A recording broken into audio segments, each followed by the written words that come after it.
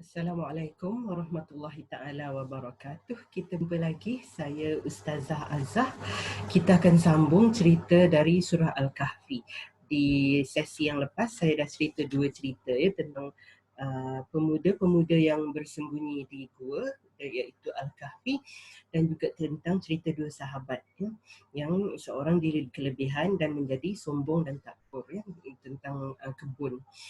Kali ini saya sambung cerita lagi dalam surah Al-Kahfi. Cerita ketiga iaitu cerita tentang perjalanan Nabi Musa bersama pembantunya mencari Nabi Khidir.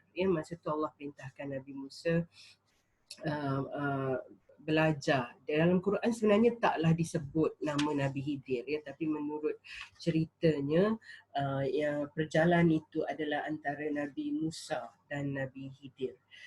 Okey, ceritanya macam ni. Nabi Musa dalam perjalanan nak mencari itu bersama pembantunya, dia tahu dia nak menuju pada pertemuan antara dua laut untuk bertemu seseorang, untuk dia belajar dari orang itu.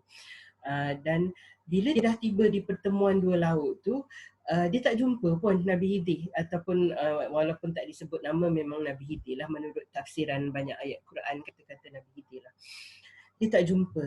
Dan pada masa yang sama, bekalan ikan yang dibawa oleh pembantunya tu tanpa disedari dengan cara yang sangat aneh telah terlepas keluar ke lautan.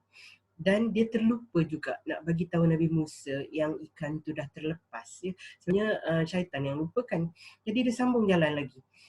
Lepas tu bila dah penat, dia cakap dengan pembantu dia, kita dah jalan jauh ni, keluarkanlah ikan tu untuk kita makan ya. Jadi dari situ baru pembantu dia teringat. Dan ada memang dalam satu ayat Quran dalam surah Al-Kahfi, dia kata, sesungguhnya aku terlupa nak bagi tahu tentang ikan itu, dan tiadalah yang melupakan aku kecuali syaitan. Dan ikan itu telah terlepas semula ke laut di tempat yang tadi tu dia berhenti. So Nabi Musa kata, itulah tempatnya yang kita nak pergi. Jom patah balik. So dia patah balik berdua. Dia sampai ke pertemuan antara dua lautan tu, dan dia jumpalah seorang yang dicarinya.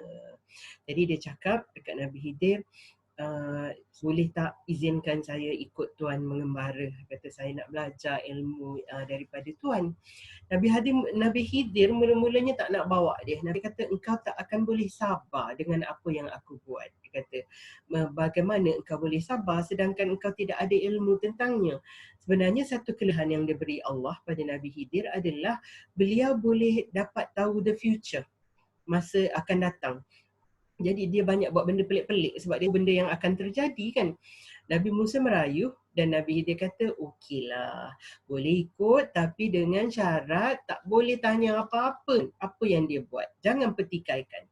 Dia setuju. Dia kata, engkau akan dapati aku orang yang sangat sabar punya nak ikutnya tu. Jadi bagilah. So dia ikut-ikut jalan-jalan. Satu hari dia tiba dekat satu, panggil apa dermaga, pelabuhan. Tiba-tiba Nabi Khidir tak semena-mena membocorkan perahu nelayan yang miskin.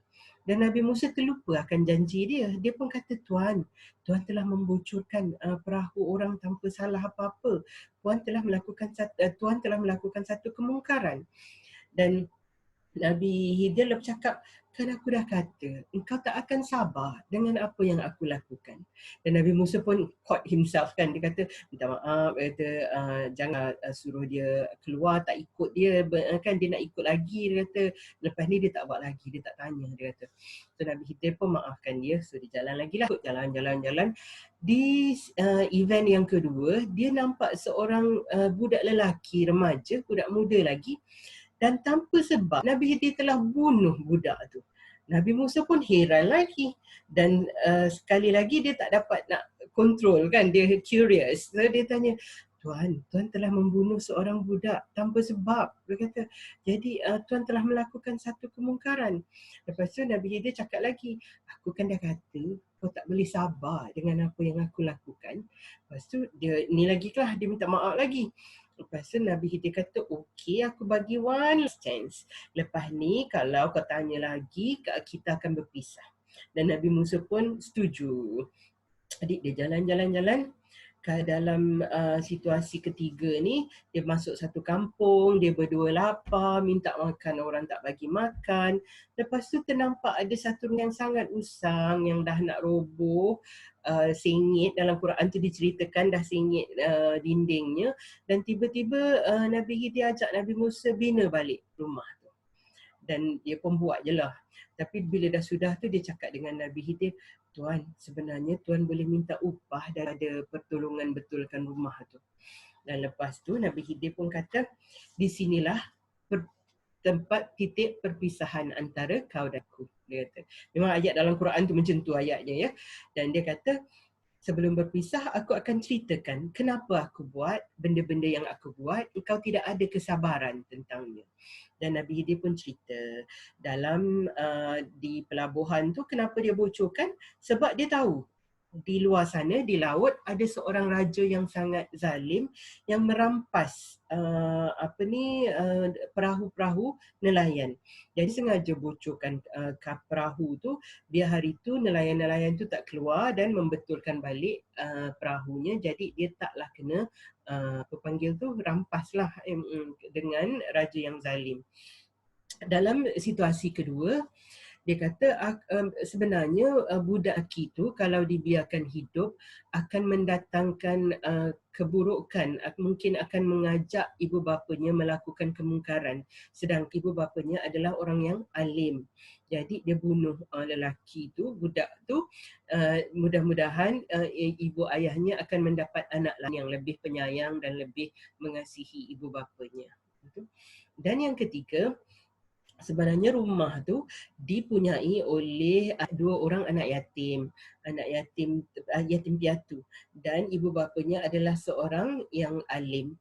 Dan di bawah rumah itu terdapat harta panggil apa ya, harta pusaka lah, ada harta lah, nak senang cerita, dekat bawah rumah tu. Jadi Allah suruh dia betulkan dulu rumah tu, tunggu budak-budak tu dewasa, dan mereka akan jumpa harta peninggalan mak ayah tu di bawah rumah tu. Jadi itulah cerita ketiga di dalam surah Al-Kahfi yang sangat menarik, perjalanan Nabi Musa mengembara untuk belajar daripada Nabi Khidir. Dan cerita keempat tak panjang sangatlah, cerita tentang Zulkarnain ya. Allah beri kuasa pada Zulkarnain ini di muka bumi. Dia membuat beberapa perjalanan. Mula-mula dia buat perjalanan ke barat di matahari tenggelam ya.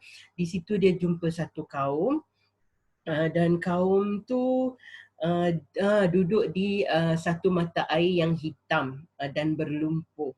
Jadi Allah kata, bagi ke dia, nak buatlah apa-apa pun, nak kat kaum tu nak siksa boleh, nak biarkan boleh. Lepas tu Nabi Zulkarnain kata, siapa-siapa yang buat kejahatan akan Allah siksa nanti, yang buat baik akan dapat ganjaran.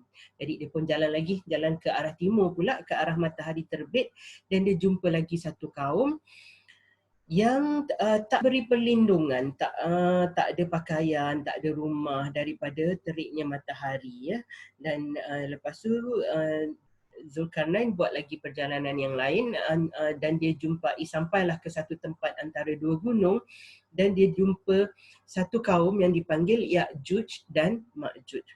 Dan ada kaum lain yang berkata, Ya'juj dan Ma'juj ni banyak buat kerosakan di muka bumi. Jadi tolonglah kami sanggup ya, tolong binakan tembok antara Ya'juj dan Ma'juj ni dengan kami.